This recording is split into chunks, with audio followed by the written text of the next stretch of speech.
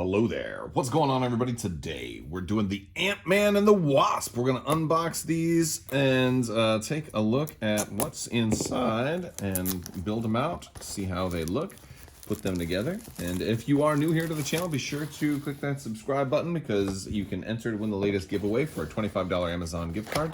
You just have to be a subscriber and leave a comment on this or one of my videos. It's as simple as that. I got giveaways running all the time. This is going to be one of the heavier plastic, smaller expansions because not only are we getting Ant Man and Wasp, but we're getting the smaller versions of Ant Man and Wasp because they each come with like mini versions of themselves, which I thought was kind of silly.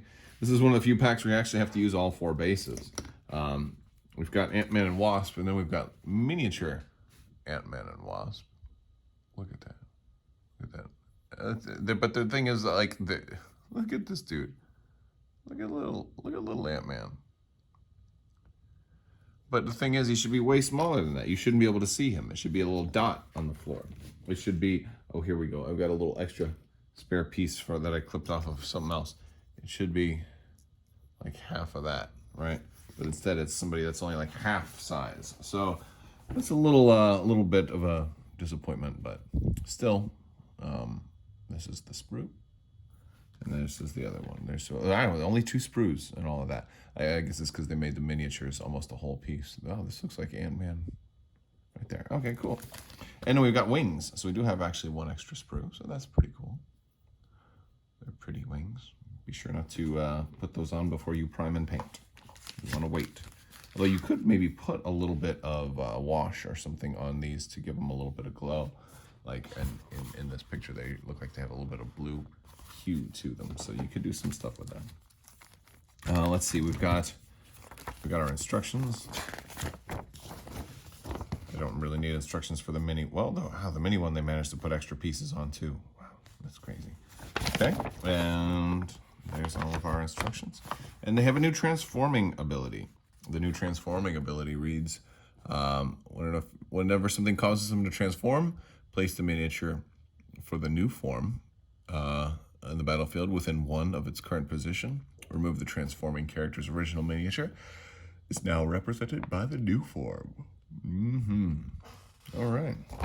So you can actually move a little bit when you transform. You can kind of reposition. We got some cards. Let's go ahead and take a look at these cards.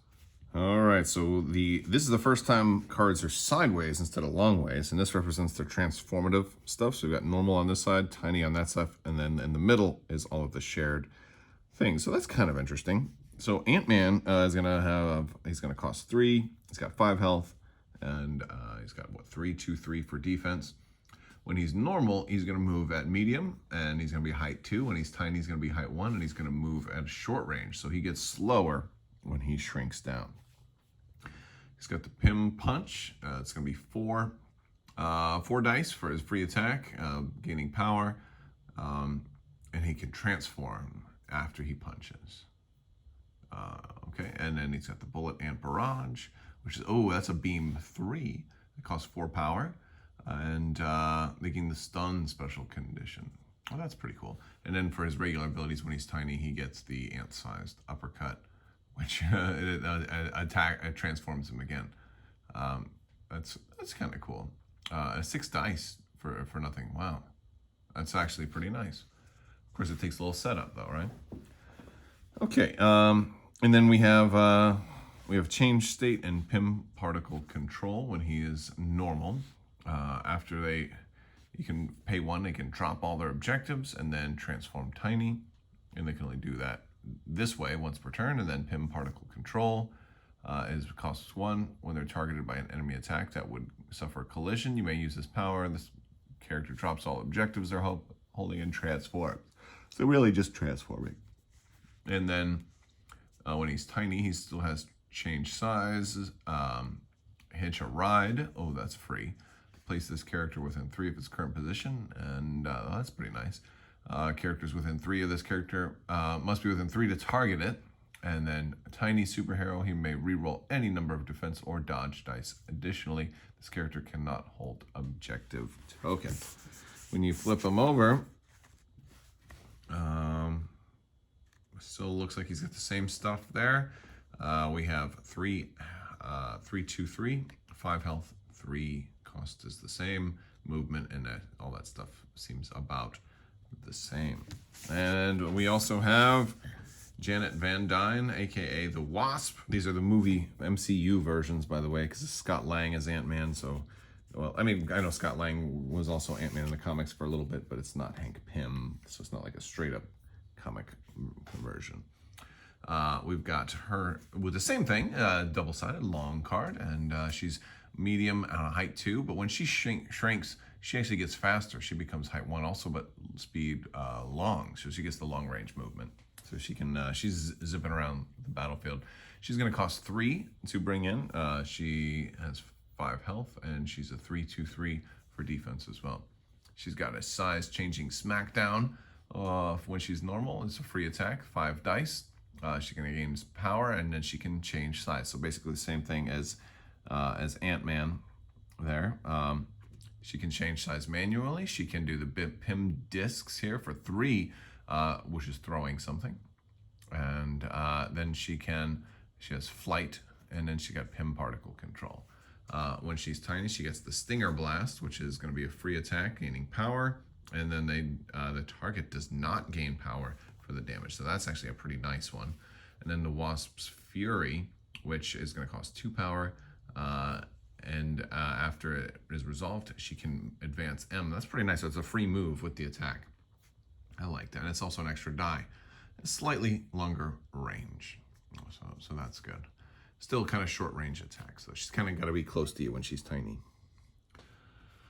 She can also change size. She's got tiny superhero, like just like Ant Man does, and she's got flight and stealth.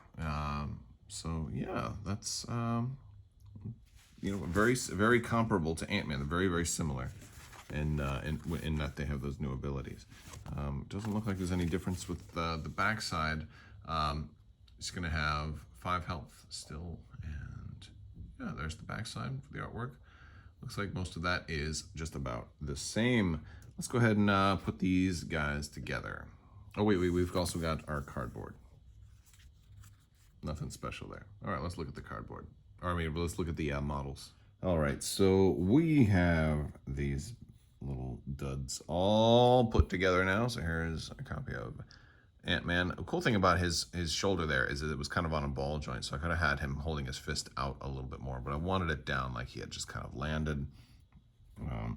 Here's the tiny version of Ant Man. It's actually smaller than I was expecting it to be. In all the pictures, they showed it like super close up, so it made me think that it was a lot bigger, but I'm actually kind of satisfied with the way it looks. It looks reasonable. Let's look at Wasp.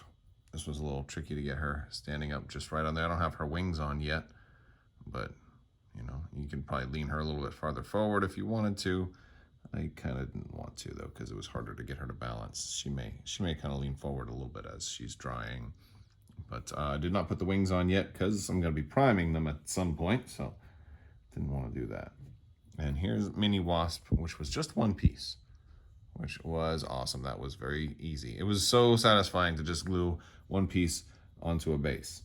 All right, you guys, that's all we've got for today. I want to thank you all so much for hanging out and watching this with me. And if you guys are interested, check out the description down below for some links to some cool merchandise and to my social media, as well as Patreon and my Discord. And you can hop in there and chat about Marvel Crisis Protocol if you want. But that's all I've got. I want to thank you and my patrons also. You guys are amazing. So thank you guys so much. And as always, have a great day.